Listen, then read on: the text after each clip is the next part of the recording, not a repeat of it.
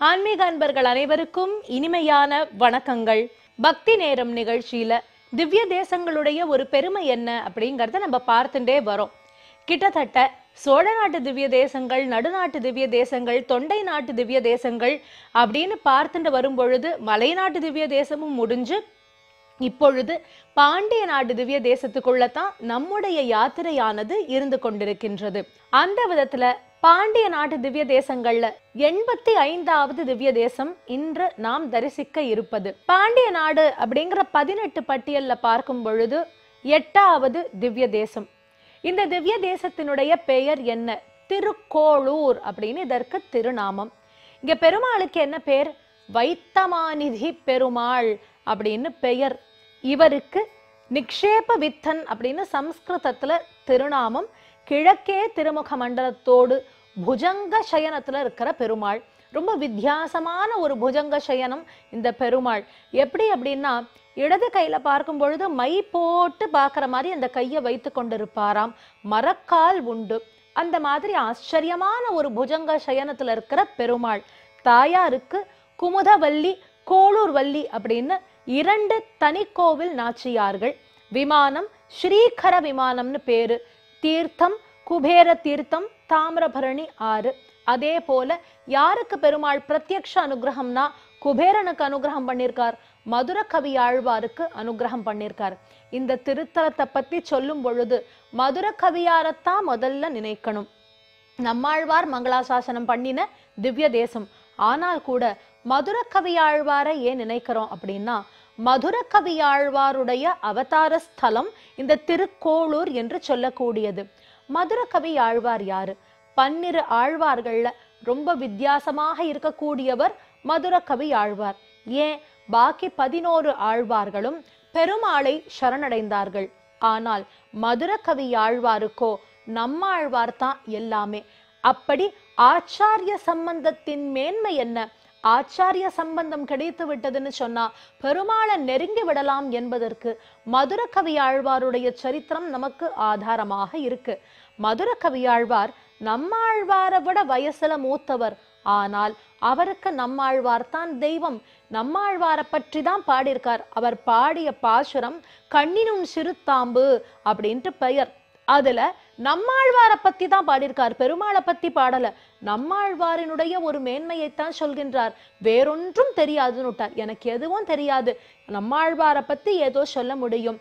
ஏன்னா ஷடகோபன் என்று சொல்லக்கூடிய மாறன் என்று இருக்கக்கூடிய குருகூரில் அவதரித்த அந்த ஆழ்வார், திருநகரியில் அவதரித்த அவருடைய மேன்மைத்தான் எமக்கு தெரியும் என்று, அடியேனை காத்தருளுவது அவரே என்று முழுக்க முழுக்க நம்மாழ்வாரை சரணடைந்தவர் மதுர கவி ஆழ்வார். அப்படிப்பட்ட மதுர கவி ஆழ்வார் அவருடைய அவதார ஸ்தலம் திருக்கோளூர் அப்படின்னு சொல்லக்கூடியது. இந்த திருக்கோளூர்ல பெருமாளுக்கு யதேஷ்டமான பல பலன்களை நமக்கு தருகின்றார். எதனால் மதுர கவி ஆழ்வாரை பற்றி பார்த்தோம். அவதார ஸ்தலம் அப்படிங்கிறது ஒரு பக்கம். ஆனால் 4000 நமக்கு கிடைச்சிருக்கு இல்லையா? இந்த 4000 கிடைச்சதுனால தான் 108 நமக்கு கிடைச்சது. அப்போ இந்த 4000 எப்படி கிடைச்சது அப்படின்னு சொன்னா, நாத முனிகள் அப்படின்னு சொல்லக்கூடியவர் தான் நம்மாழ்வாரிடத்துல பிரார்த்தனை பண்ணி நமக்கு இது கிடைச்சது அப்படின்னு சொல்றோம்.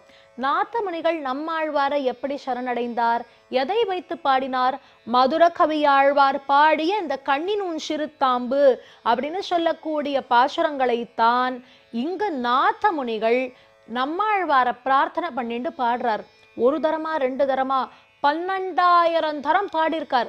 12,000 தரம் இந்த கண்ணினும் சிறுத்தாம்பு பாட்டை பாடி நம்மாழ்வார் பிரத்யக்ஷமாக, நம்மாழ்வார் இவர் 1000 தான் இருக்குன்னு நினைச்சார்.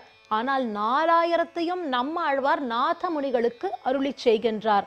அதன் பிறகுதான் நாத முனிகள் இந்த 4000த்தை எல்லாருக்கும் எடுத்து செல்ல, அதில் இருந்து இந்த 108 திவ்ய தேசங்கள் அப்படிங்கிறத ஆழ்வார்கள் மங்களாசாசனம் செய்த திருத்தலங்கள் அப்படிங்கிறத நம்ம இன்னைக்கு பார்க்க முடிகின்றது. ஆக 4000 பிறக்க காரணம் மதுர கவியாழ்வாருடைய கண்ணினும் சிறுத்தாம்பு. அந்த மதுர கவியாழ்வார் பிறந்தது இந்த திருக்கோளூர் அப்படிங்கிறச்ச 4000த்துக்கும் திருக்கோளூருக்கும் எவ்வளவு முக்கியமான சம்பந்தம் இருக்கு அப்படிங்கிறத நம்ம உணர முடிகின்றது. அப்படிப்பட்ட இந்த திருக்கோளூர்ல இறைவன் வைத்தமாநிதி பெருமாளாக இருக்கின்றார். இறைவனே நிதி, வெறும் நிதி அல்ல, மாநிதி, ரொம்ப பெரிய நிதி. சரி, வைத்தமாநிதி அப்படின்னா என்ன? நித்தியம் நமக்கு இருக்கக்கூடிய பெரிய நிதியாக அவர் தான் அப்படின்னு சொல்வது போல வைத்தமாநிதி பெருமாள்னு பேரு. யாருக்கு அனுகிரகம் பண்ணினார் அப்படின்னா, குபேரனுக்கு ஒரு சமயம் சாபம் ஏற்படுகின்றது. யார் குபேரனுக்கு சாபம் கொடுத்தா? பார்வதியானவள், உமையவள் சாபம் கொடுக்கிறா. எதனால அப்படின்னா, குபேரன் சற்று வேறு மாதிரி பார்வதியை பார்த்து விடுகின்றார். அப்படி தவறான ஒரு கண்ணோட்டத்தோடு பார்வதியை பார்த்த உடனே உமையவள் குபேரனுக்கு சாபத்தை கொடுத்தாராம். நவநிதிகளையும் நீ தொலைத்து விடுவாய், உன் ரூபமே விகாரமாக மாறட்டும் என்று சொல்ல, அது மாதிரி ஆன உடனே தான் செய்த தவறானதை உணர்ந்த குபேரன் உமையவளை சரணடைந்து சாப விமோச்சனத்துக்கான மார்க்கத்தை கேட்டாராம். உமையவள் சொல்கின்றார், செல்லுங்கள் திருக்கோளூருக்கு, அங்க பெருமாள் வந்து புஜங்க சயனம் செய்வார், அங்கு போய் பெருமாளை பிரார்த்தனை பண்ணினா உங்களுக்கு விமோச்சனம் கிடைக்கும் என்று சொல்ல, குபேரன் அங்கேருந்து கிளம்பி இந்த திருக்கோளூருக்கு வந்து இந்த இடத்துல ஸ்நானம் செய்து பெருமாளை நோக்கி தபம் செய்து அதன் பிறகு பெருமாள் இவருக்கு கண் முன்னே தோன்றினாராம். தோன்றி குபேரன் இழந்த நவநிதிகள் அனைத்தையும் இவருக்கு மீட்டு தருகின்றார். அதனால வைத்தமாநிதி பெருமாள்னு பேரு. அது மட்டும் இல்ல, சயனத்துல இருக்காரு இல்லையா, பெருமாளுக்கு கீழத்தான் நவநிதியும், அத்தனை நிதியையும் தனக்கு கீழே வைத்து கொண்டு பெருமாள் சயனம் பண்ணிண்டாராம். நிதிகள் எல்லாம் எங்க அப்படின்னு தேடுறாராம். எப்படி மை போட்டு, வெற்றிலையில மை போட்டு பாக்குறதுன்னு சொல்லுவோம் இல்லையா, அந்த மாதிரி மை போட்டு தேடுற மாதிரி தான் அவருடைய இடது கையே இருக்கும். இந்த திருத்தலத்துல போய் நாம் சேவித்தா படுத்துட்டே அப்படியே மை போட்டு பார்த்துட்டு இருக்காராம் பெருமாள். அப்போ குபேரனு இழந்த நவநிதிகளை அவருக்கே மீண்டும் தருகின்றார் இந்த பெருமாள். நிதியை தந்த மாநிதி என்பதனால் வைத்தமாநிதி பெருமாள் என்ற திருநாமம் ரொம்ப அழகா பொருத்தமா இந்த பெருமாளுக்கு இருக்கு. அதே போல இந்த இடத்துல எப்படி பெருமாளுக்கு பலவிதமான பக்தர்கள் உண்டோ, ரொம்ப முக்கியமான ஒருத்தர் நம்ம எல்லாருக்குமே விசிஷ்டாத்வைத்தம்னு இன்னைக்கு தெரியறதுன்னா அதுக்கு காரணம் பகவத் ராமானுஜர் இல்லையா? பகவத் ராமானுஜர் இந்த திருத்தலத்துக்கு வரும் பொழுது இங்கும் ஒரு ஆச்சரியம் ஏற்படுகின்றது. திருக்கோளூர் அப்படின்னு சொன்ன உடனே மதுர கவியாழ்வார் எல்லாருக்கும் ஞாபகம் வருவா இல்லைங்கல. அதே போல இங்க இருக்கிற பெருமாளும் நினைவுக்கு வருவார். ஆனா கூட திருக்கோளூர்னு சொன்ன உடனே பின்னாடியே நமக்கு நினைவுக்கு வரக்கூடிய வார்த்தை என்ன? பெண் பிள்ளை, பெண் பிள்ளை, பெண் பிள்ளைன்னு ஒண்ணு ஞாபகம் வரும். அது என்ன?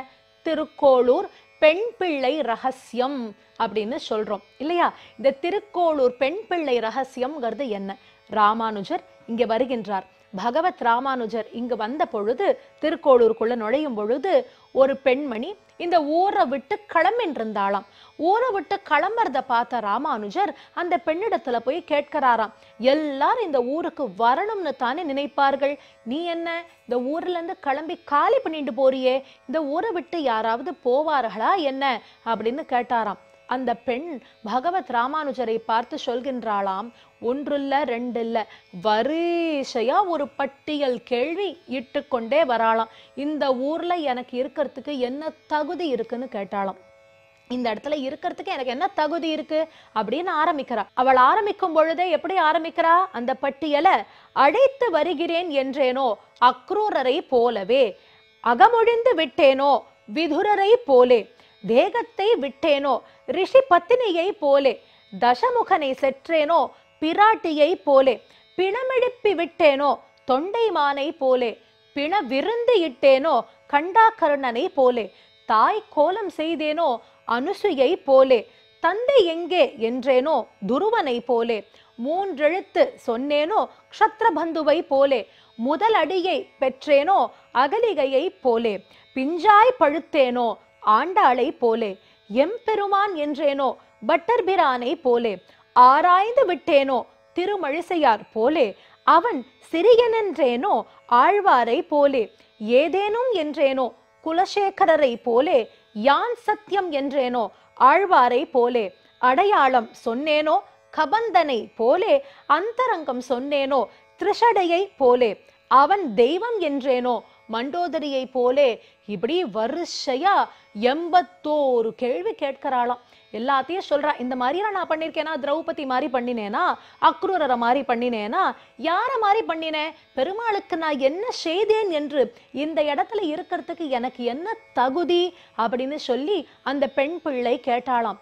பகவத் ராமானுஜர் பார்த்தார், ஏமா இத்தனை விஷயத்தை பெருமாளை பத்தி உயர்ந்து சொல்றியே, இதற்கு மேல உனக்கு என்ன தகுதி வேணும், அடிக்கின்றே பேர்க்கியே இவ்வளவு விஷயத்தை பெருமாளை பத்தி, அப்போ இதை காட்டிலும் என்ன, பெருமாள் ஸ்மரணை இருந்தால்தானே இத்தனை விஷயமே உனக்கு வரும், அப்போ எந்நேரமும் நீ பெருமாளையும் அவருடைய சரித்திரங்களையும் ஸ்மரணம் பண்ணின பாக்கியம் பெற்றவள்னு பகவத் ராமானுஜர் இவருடைய கிரகத்துக்கு போய் உணவு, அதாவது பிக்ஷைக்கு செல்கின்றாராம்.